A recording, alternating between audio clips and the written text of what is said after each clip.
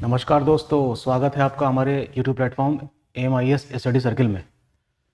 तो जैसा कि उत्तराखंड लोक सेवा आयोग की कुछ परीक्षाएं प्रस्तावित हैं और उनकी डेट भी आ चुकी हैं, तो ये ऐसा समय है कि जितना अधिक से अधिक ऑब्जेक्टिव क्वेश्चंस को सॉल्व कर लिया जाए, प्रीवियस ईयर्स के क्वेश्चंस को देख लिया जाए, तो कम से कम एक बात तो पक्की ये हो जाएगी कि रिपीटेड क्वेश्चन गलत नहीं होंगे। रिपीटेड क्वेश्चन गलत नहीं होने चाहिए, उसके लिए प्रीवियस ईयर्स के क्वेश्चंस और ऑब्जेक्टिव क्वेश्चंस की प्रैक्टिस करनी चाहिए। तो बिना टाइम वेस्ट किए शुरुआत करते हैं कुछ क्वेश्चंस की, जो मैंने आपके लिए कुछ छांट के रखे हैं यहाँ पे। तो पहला क्वेश्चन है, निम्नलिखित में से कौन सा युग्म सही सुमेलित नहीं है। ठीक है, तो यहाँ पर देखिए कुछ गवर्नर जनरल्स के नाम लिखे हुए हैं। उनके समय में कोई ना कोई घटना घटी है जो आपको याद रखनी होगी। मॉडर्न इंडिया को पढ़ने का सबसे अच्छा तरीका है कि आप गवर्नर जनरल्स से शुरू करिए। ठीक है, तो आपको एक क्रम मिल जाएगा मॉडर्न इंडिया का। लॉर्ड डलहौजी के समय में अवध का विलीनीकरण हुआ था, बिल्कुल हुआ था 1856 में। लॉर्ड डलहौजी के संबंध में और भी कई सारी बातें हैं, जैसे कि डॉक्ट्रिन ऑफ लैप्स, पढ़िएगा उसको। लॉर्ड डफरिन के ही समय में कांग्रेस की स्थापना हुई थी, ये मैच भी ठीक है। लॉर्ड विलियम बेंटिक का नाम सुना होगा आपने, ये बंगाल के अंतिम गवर्नर जनरल थे और इन्हीं के समय में 1833 का चार्टर एक्ट पास किया गया था और इसी चार्टर एक्ट के अनुसार बंगाल के गवर्नर जनरल को अब भारत का गवर्नर जनरल कहा जाने लगा, तो ये भी सही मैच है। लॉर्ड लिटन के समय में दिया गया है कि प्रथम आंग्ल अफगान युद्ध यानी कि फर्स्ट एंग्लो अफगान वॉर, ये मैच ठीक नहीं है। क्यों नहीं ठीक है? क्योंकि लॉर्ड लिटन का समय 1876 के बाद शुरू होता है और जब फर्स्ट एंग्लो अफगान वॉर हुआ था उस समय थे हमारे इंडिया के गवर्नर जनरल थे लॉर्ड ऑकलैंड। इसका मतलब आंसर क्या होना चाहिए? ये very important. Governor general, viceroy, governor, इन सब के बारे में आपको पढ़ना ही होगा। ठीक है, 2 से 3 क्वेश्चन, कम से कम 2 क्वेश्चन मिलने की संभावना हमेशा इस टॉपिक से रहती है। ठीक, आगे बढ़ जाते हैं। दूसरा क्वेश्चन गौतम बुद्ध से है। ठीक, मैं इसमें नंबरिंग कर देता हूँ। नंबर 2, गौतम बुद्ध द्वारा अपने धर्म में दीक्षित किया जाने वाला अंतिम व्यक्ति निम्नलिखित में से कौन सा था? देखिए, गौतम बुद्ध ने अपने जीवन काल में बौद्ध मठ की स्थापना करी।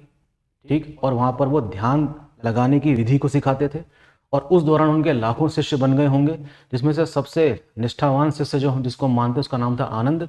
नाम उनका भी लिखा हुआ है, लेकिन पूछा गया है कि अंतिम व्यक्ति कौन था, तो इसका आंसर क्या है? सुभक्ष इज द राइट आंसर।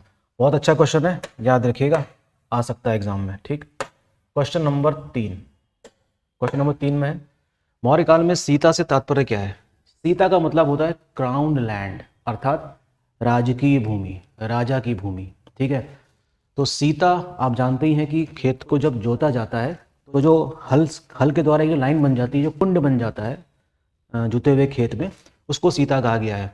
तो इसका संबंध किससे होना चाहिए? राजकीय भूमि से प्राप्त आय से। राज की भूमि भी होता तो भी इसका आंसर मान लिया जाता। ठीक है, क्वेश्चन नंबर 4, मेडिवल इंडिया का दिल्ली सल्तनत से, आसान क्वेश्चन है। फिरोज तुगलक द्वारा स्थापित दारुल शफा क्या था? देखिए, फिरोज तुगलक ने कुछ कल्याणकारी कार्य किए थे, उनमें से एक दारुल शफा की स्थापना भी थी। इसका संबंध किस चीज़ से है? दानशाला, खैराती अस्पताल, पुस्तकालय यानी कि लाइब्रेरी से, तीर्थ यात्रियों के लिए एक अतिथि गृह? जी नहीं, इसका आंसर क्या है? एक खैराती अस्पताल, एक उसने हॉस्पिटल बनाया था। ठीक है, जिसमें मुफ्त में क्या करी जा सकती थी? लोगों की क्या कह सकते हैं, चिकित्सा प्रोवाइड की जा सकती थी। अच्छा क्वेश्चन है, रिपीट हो सकता है। आगे बढ़ जाते हैं क्वेश्चन नंबर 5 में। क्वेश्चन नंबर 5 देखते हैं क्या है। चंपारण में 3 कठिया पद्धति या प्रथा का तात्पर्य किस चीज से था? Modern India, Indian national movement से संबंध है इस क्वेश्चन का, गांधी के चंपारण आंदोलन से भी संबंध है इस चीज का। 3 कठिया मतलब भूमि का कितना भाग? 3/20, इसी को कहते हैं क्या? 3 कठिया भाग। भूभाग पर नील की खेती करने से संबंध है किसका? 3 कठिया पद्धति से। और ये पद्धति काफ़ी लंबे समय से चल रही थी और अंग्रेज अधिकारियों को इस बारे में पता भी नहीं था। जो इंडिगो प्लांटर्स थे, ऐसा करवा के भारतीय किसानों से बहुत अधिक मुनाफा कमाते थे। इस बारे में जानकारी जब राजकुमार शुक्ला ने गांधी जी को दी, गांधी जी चंपारण आते हैं और आपको चंपारण सत्याग्रह जब आप पढ़ेंगे तब इस बारे में आपको डिटेल में जानकारी मिल जाएगी। अगला क्वेश्चन देखते हैं, निम्नलिखित में से कौन अलवर संत नहीं था? देखिए, साउथ इंडिया में हमारे पास कई सारे संतों की एक पूरी लिस्ट मिलती है नयनार और अलवार संत के बारे में। तो ये जो 4 नाम दिए गए हैं, इनमें से आपको पहचानना है इनमें से अलवर संत कौन सा नहीं था।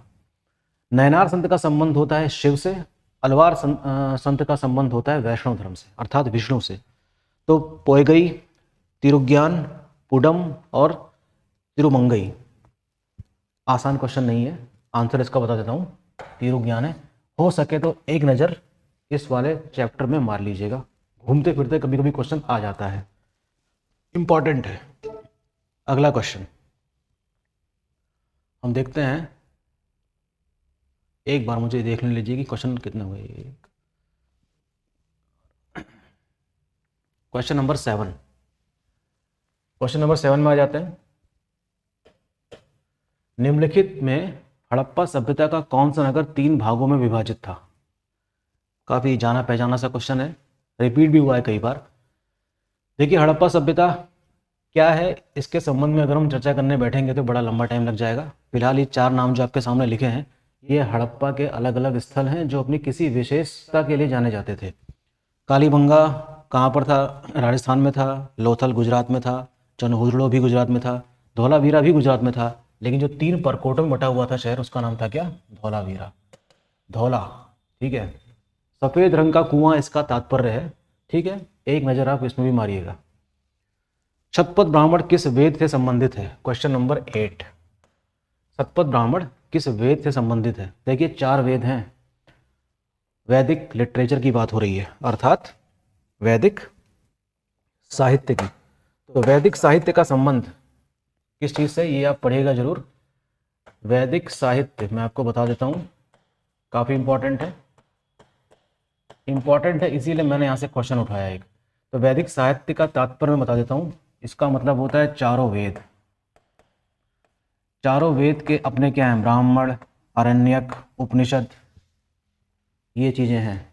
तो हर वेद का अपना ब्राह्मण, हर वेद का अपना उपनिषद और हर वेद का अपना आरण्यक होता था। तो यही क्वेश्चन पूछा गया इसमें कि शतपथ ब्राह्मण जो है वो किस वेद से संबंधित है। ठीक है, जो पहली बार पढ़ रहे हैं उनके लिए टफ क्वेश्चन है ये, मैं पहले ही बता देता हूँ। लेकिन जो दूसरी बार कर रहे हैं उनको रिवाइज करना पड़ेगा कई बार। आंसर इसका है यजुर्वेद। ठीक, अगला क्वेश्चन, क्वेश्चन नंबर 9। यूनानी रोमन साहित्य के सेंड्रोकोटस का समीकरण किसने चंद्रगुप्त मौर्य से किया है। देखो चंद्रगुप्त मौर्य, जिन्होंने मौर्य वंश की स्थापना करी, साम्राज्य की स्थापना करी, उनको कई नामों से जाना जाता है इतिहास के पन्नों में। आंसर इसका है विलियम जोन्स। विलियम जोन्स ने काफ़ी रुचि दिखाई, जोन्स ने मौर्य साम्राज्य को पढ़ने में, और काफ़ी डिटेल में डिस्क्रिप्शन भी दिया है। ठीक, चर्चा करेंगे इसकी कभी अलग से डिटेल में, फिलहाल क्वेश्चंस देखते हैं। क्वेश्चन नंबर 10, निम्नलिखित में से कौन सा संप्रदाय बौद्ध धर्म का नहीं है। Very important.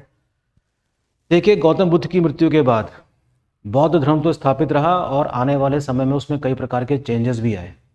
ठीक, तो उन्हीं चेंजेस में हम देखते हैं कि बौद्ध धर्म कई भागों में विभाजित हो गया होगा। महायान, हीनयान, चौथी बौद्ध संस्कृति में, दिगंबर, थेरवाद।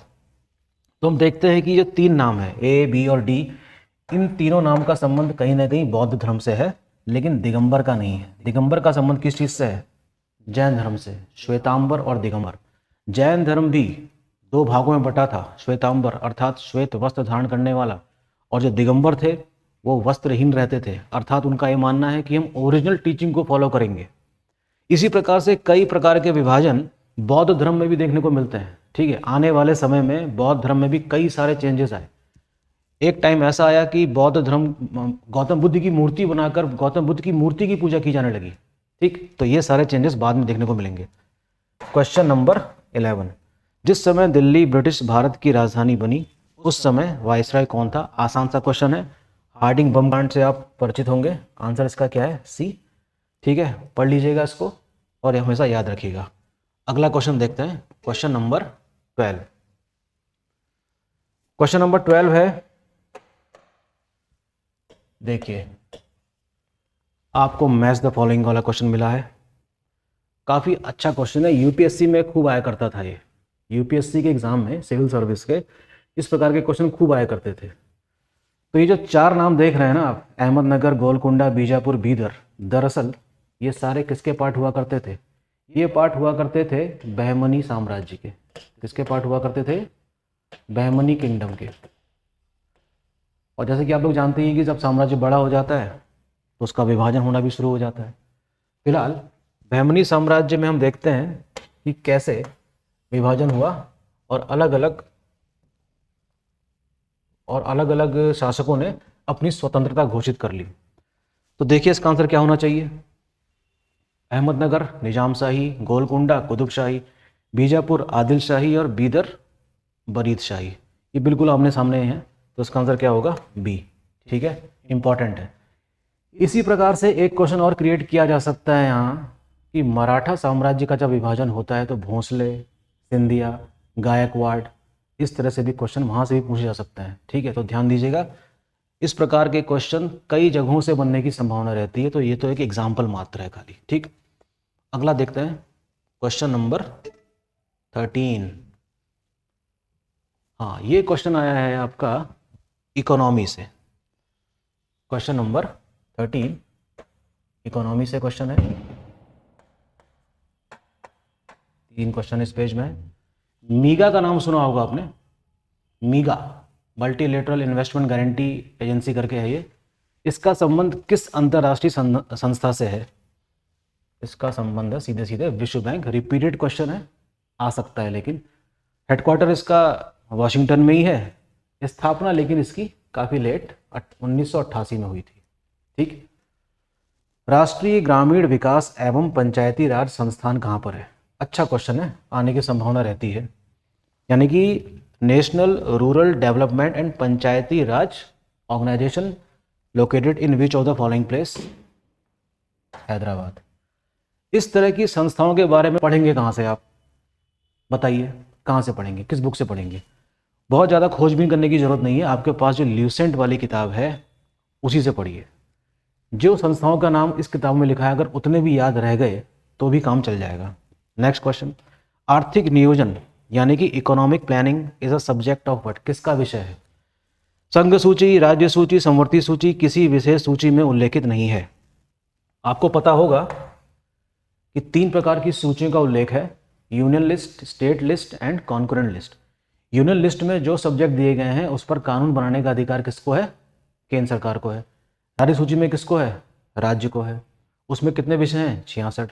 इसी प्रकार से समवर्ती सूची भी एक सूची होती है जिसमें केंद्र सरकार और राज्य सरकार दोनों को ही कानून बनाने का अधिकार है। तो इसका आंसर क्या है? सी, यानी कि समवर्ती सूची। अच्छा क्वेश्चन है, याद रखिएगा। क्वेश्चन नंबर 15 हो गया। अगला क्वेश्चन देखते हैं, क्वेश्चन नंबर 16।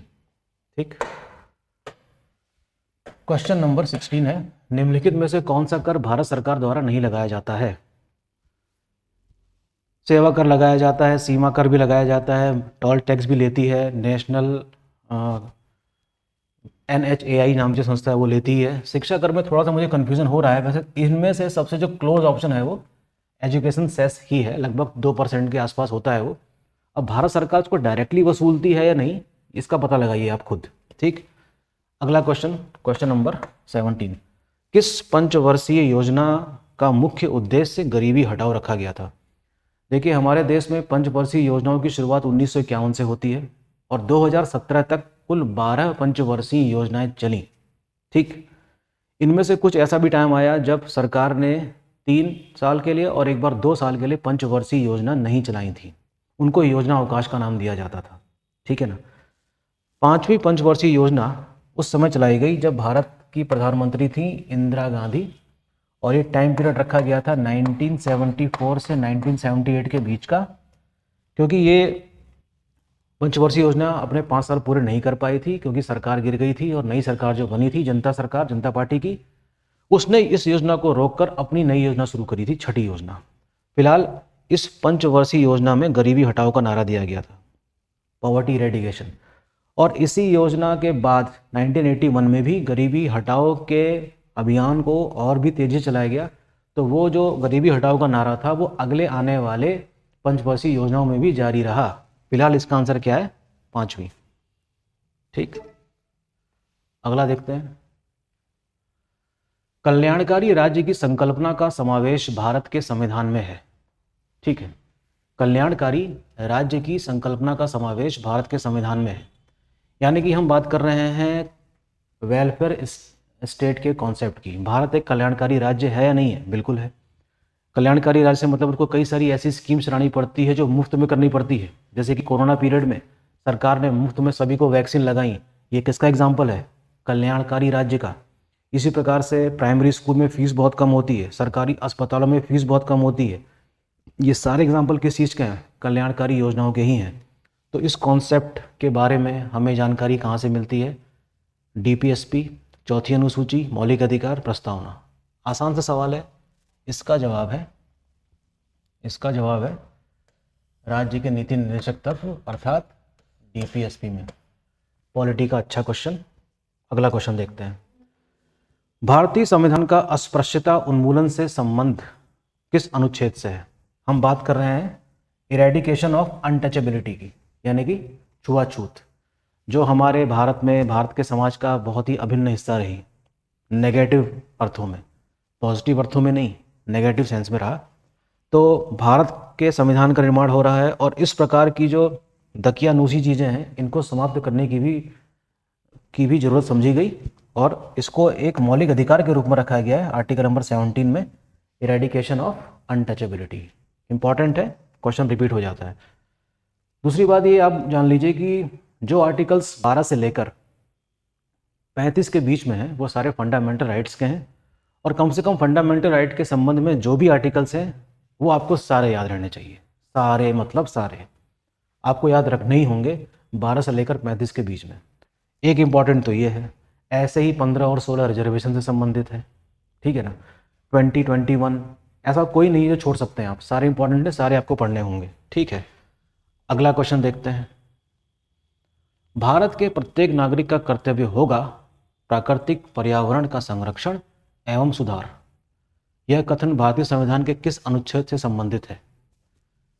ये जो कॉन्सेप्ट है ये फंडामेंटल ड्यूटी और डीपीएसपी दोनों में रखा गया है वैसे, लेकिन सीधे सीधे ये वर्डिंग लिखी हुई है, इसका संबंध किस चीज़ से है? इसका संबंध है हमारे डीपीएसपी से, आर्टिकल नंबर 48A से। अच्छा क्वेश्चन है, आ सकता है। पंचायती राज सिस्टम का मुख्य उद्देश्य क्या है? क्या रोजगार बढ़ाना? जी नहीं। कृषि उत्पादन को बढ़ाना? जी नहीं। लोगों को राजनीतिक जागरूकता को बढ़ाना? जी नहीं। लोगों को विकास मूलक प्रशासन में भागीदारी के योग्य बनाना? जी हाँ।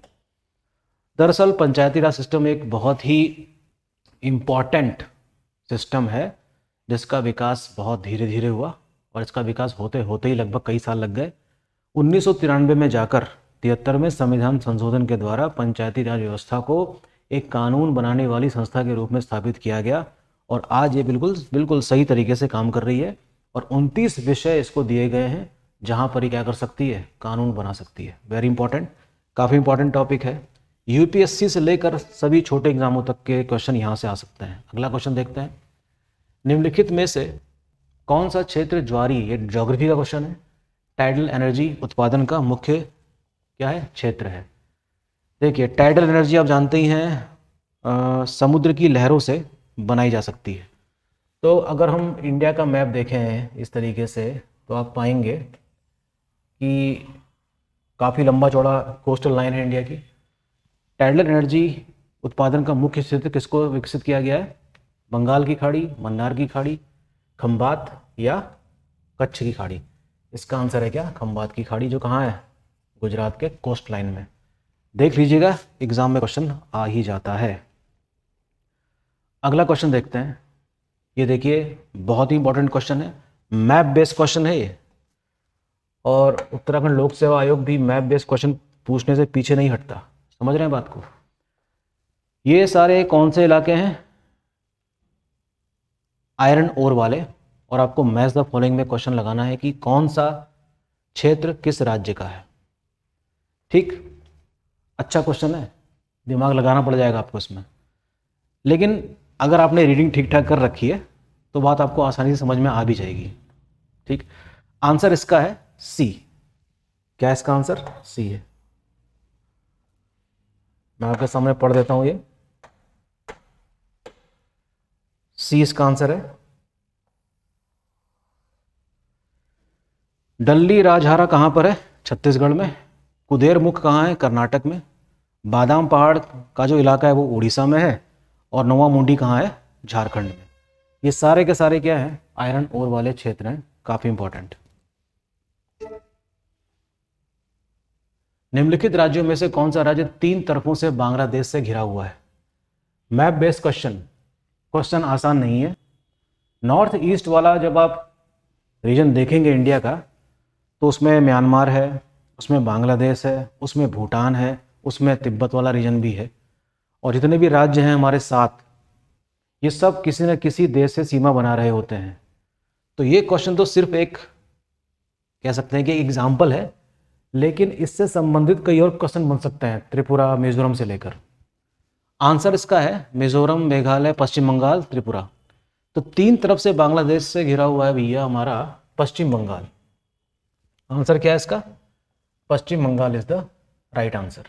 अगला क्वेश्चन देखते हैं। निम्नलिखित में से कौन सा भारत में आर्द्र उष्णकटिबंधीय वन नहीं है? विच of the following is the not the moist सब ट्रॉपिकल फॉरेस्ट? अल्पाइन हो नहीं सकता, बस यही इसका आंसर है, क्योंकि अल्पाइन तो काफ़ी क्या है? ऊंचाई पे है, काफ़ी ठंड होती है वहाँ पर। ये सारे वन किसके अंतर्गत आएंगे? आर्द्र उष्णकटिबंधीय वन के अंतर्गत आएंगे। ज्योग्राफी का अच्छा क्वेश्चन है। अगला क्वेश्चन देख लीजिए। निम्नलिखित में से कौन सी नदी भ्रंश घाटी यानी कि रिफ्ट वैली से होकर बहती है? आसान सवाल है, पश्चिम की ओर बहती है। और भी कई सारे एग्जाम्पल हैं, लेकिन इसका राइट आंसर क्या है? गोदावरी, सॉरी, इसका आंसर है Narmada. Narmada is the right answer. Okay, sorry, Narmada is the right answer of this question. ठीक, ये है इसका आंसर। ये भ्रंश घाटी से बहती है। मैं आपको नक्शे में समझा देता हूँ, देखा भी होगा ही आपने। ये इस तरीके से नदी बह रही है और कहाँ पर गिरती है? अरब सागर में। डेल्टा नहीं बनाती, एस्चुरी बनाती है। काफ़ी गति तेज है इसकी।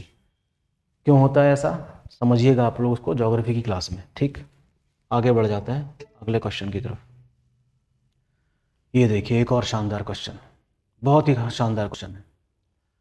सूची को सूची 2 से मिलाइए। मैच द फॉलोइंग क्वेश्चन है और उत्तराखंड पीसीएस, यूपी पीसीएस से भी यहाँ से क्वेश्चन बनते रहे हैं। ठीक है, पहचानिए। अभ्रक को कहते हैं माइका, और इंडिया माइका का प्रोड्यूसर है, वर्ल्ड में सबसे बड़ा, बहुत मतलब leading producer of mica in the world. Chromite, magnesite, जस्ता यानी कि जिंक। तो मैं आपको एक चीज़ याद दिला दूँ, जस्ता यानी कि जिंक जो होता है ये मिलता है लेड के साथ। लेड यानी कि शीशा। और शीशे और जस्ते के बारे में अधिकतर हमको जानकारी मिलती है, वो मिलती है राजस्थान से। तो इसका आंसर हो जाना चाहिए डी का, तो 1 हो गया। चलिए ठीक। ए अभ्रक मिलता है यहाँ से, क्रोमाइट मिलता है यहाँ से, मैग्नासाइट मिलता है यहाँ से। तो इसका आंसर क्या होना चाहिए? डी। आपको दिखाई दे रहा है डी? मैं हट जाता हूँ। 4, 3, 2, 1 इज़ द राइट आंसर। और ये काफ़ी इंपॉर्टेंट क्वेश्चन है, याद रखिएगा, आ सकता है। शानदार क्वेश्चन। अब आइए उत्तराखंड के क्वेश्चंस में। उत्तराखंड के भी कुछ क्वेश्चंस रखे हैं हमने इसमें। अच्छा क्वेश्चन है। निम्नलिखित राष्ट्रीय उद्यानों को उनकी स्थापना के बढ़ते वर्षों के क्रम में व्यवस्थित कीजिए। बहुत सारे राष्ट्रीय उद्यान हैं उत्तराखंड में भी, वाइल्ड लाइफ सेंचुरी भी हैं, बायोस्फीयर भी हैं, लेकिन कब गठित हुए थे ये जानने वाली बात। गोविंद राष्ट्रीय उद्यान, कॉर्बेट नेशनल पार्क, गंगोत्री राष्ट्रीय उद्यान, राजाजी राष्ट्रीय उद्यान इत्यादि। तो बिल्कुल भी दिक्कत नहीं होगी हमको ये समझने में कि सबसे पहला तो ये हो जाएगा 1936, 35 ऐसे करके कुछ है इसमें। तो इस हिसाब से इसका आंसर का क्या हो सकता है? या तो बी या तो सी, लेकिन बी भी है, ये भी है। फिर हम पता लगाते हैं कि राजाजी ये बनता है 1983 में। ठीक, गोविंद राष्ट्रीय उद्यान शायद 1989 का है, और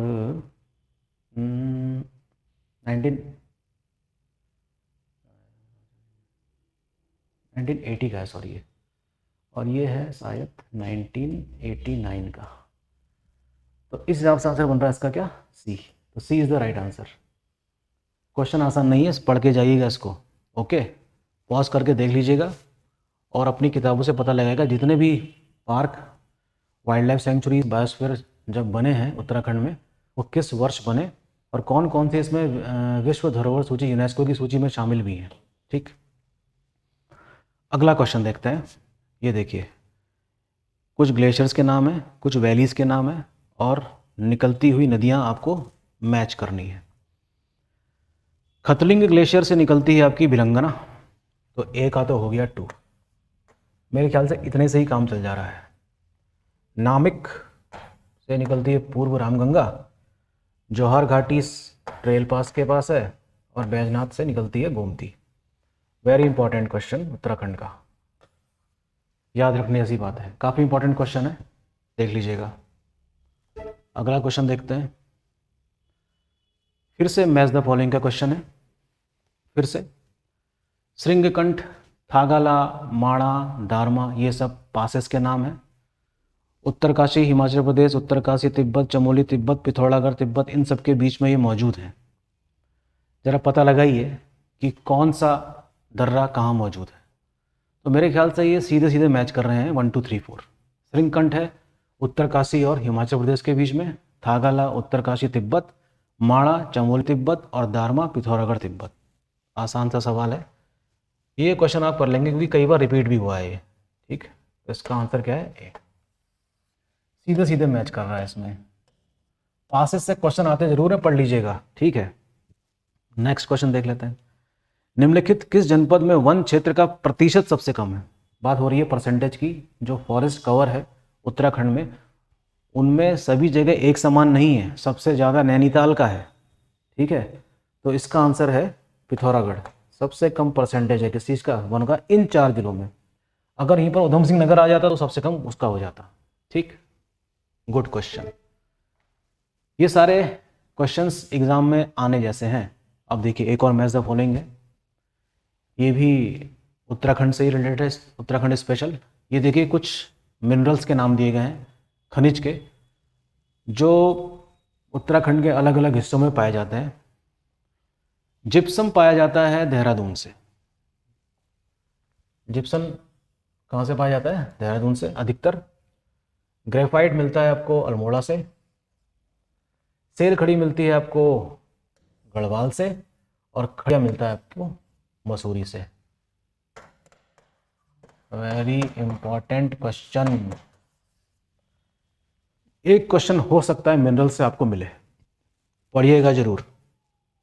अगला क्वेश्चन, उत्तराखंड में कुल कृषि भूमि का सर्वाधिक प्रतिशत भाग में यह फसल बोई जाती है। आसान सवाल है, रिपीट हुआ है। आंसर इसका क्या है? गेहूं। ठीक, आगे बढ़ जाते हैं सीधे। क्वेश्चन नंबर 34वां है कि उत्तराखंड में कौथिग किसको कहा जाता है भाई? हाट, मेला, मखमली घास को या पर्वतीय क्षेत्र को? आसान सवाल है, काफ़ी चर्चा में रहता है। मेले को कहा जाता है कौथिग। लास्ट क्वेश्चन, मानेश्वर का मेला कहाँ लगता है? मेले से एक क्वेश्चन जरूर मिलेगा। ठीक, 100% मिलेगा। आंसर इसका क्या है फिलहाल? चंपावत। तो टोटल आज हमने कुल 35 क्वेश्चन डिस्कस किए हैं and it is of extreme importance for upcoming exam. आने वाले एग्जाम के लिए बहुत इंपॉर्टेंट है सारे। सुनिएगा पॉज कर करके, और मैं जल्दी से ही दूसरा वीडियो आपके सामने लेकर आऊँगा। ठीक, तो बने रहिए हमारे साथ AMIS स्टडी सर्किल के साथ, और जो भी सपोर्ट किया जा सकता है आप लोगों का वो किया जाएगा। ठीक, नेक्स्ट वीडियो में कुछ अनाउंसमेंट भी करूँगा मैं। ठीक है, तब तक वेट करते रहिए और अपनी पढ़ाई जारी रखिए, और सभी को धनतेरस की शुभकामनाएं। Thank you.